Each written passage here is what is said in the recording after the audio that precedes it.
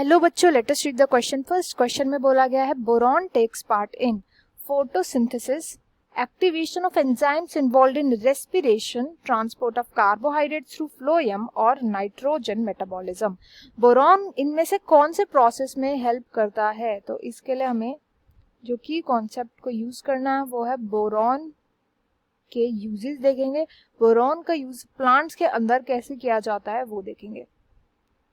सबसे पहले तो बोरॉन होता क्या है? बोरॉन एक एसेंशियल एलिमेंट होता है। एसेंशियल एलिमेंट का मतलब होता है कि ये बहुत ही इंपॉर्टेंट होता है प्लांट की नॉर्मल ग्रोथ के लिए। एसेंशियल एलिमेंट होता है बट एक माइक्रो न्यूट्रिएंट होता है।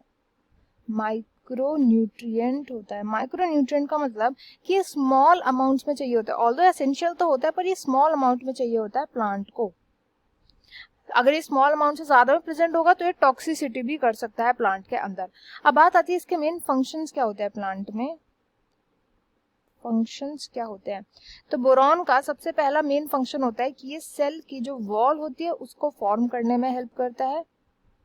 वो हम अभी समझेंगे कि कैसे हेल्प करता है सेल की जो वॉल होती है उसको फॉर्म करने में। नेक्स्ट इसका फंक्शन होता है रिप्रोडक्टिव ऑर्गन्स की डेवलपमेंट में हेल्प करता है। रिप्रोडक्टिव ऑर्गन्स को डेवलप करने में हेल्प करता है।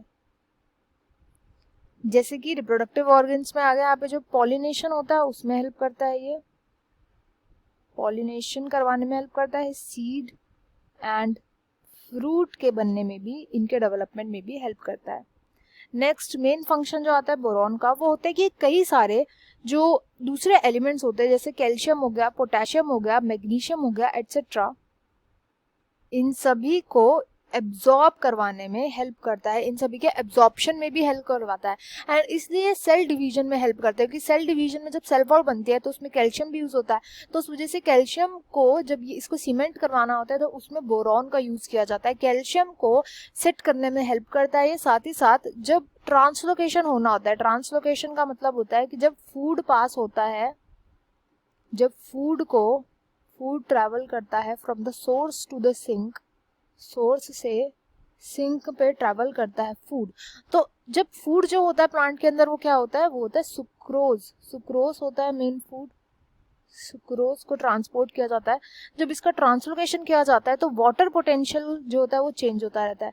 तो वाटर पोटेंशियल को कांस्टेंट करने में, वाटर पोटेंशियल को न्यूट्रलाइज करने में भी बोरॉन हेल्प करता है। तो इसलिए इस क्वेश्चन का जो राइट आंसर हो जाएगा वो हो जाएगा ऑप्शन थर्ड। ये कार्बोहाइड्रेट्स के यानी कि सुक्रोज के ट्रांसपोर्ट में हेल्प करता है थ्रू द फ्लोएम। अब बात करते हैं बाकी के जो इधर लिखे हुए फोटोसिंथेसिस। तो फोटोसिंथेसिस में कई सारे एंजाइम्स इन्वॉल्व होते हैं।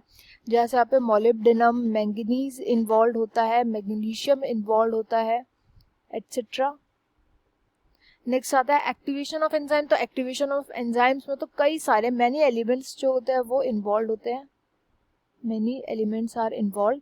नेक्स्ट आता है नाइट्रोजन के मेटाबॉलिज्म में। नाइट्रोजन के मेटाबॉलिज्म में मेनली मोलिब्डेनम का यूज किया जाता है। तो इस क्वेश्चन का right answer will be option 3, transport of carbohydrates to phloem.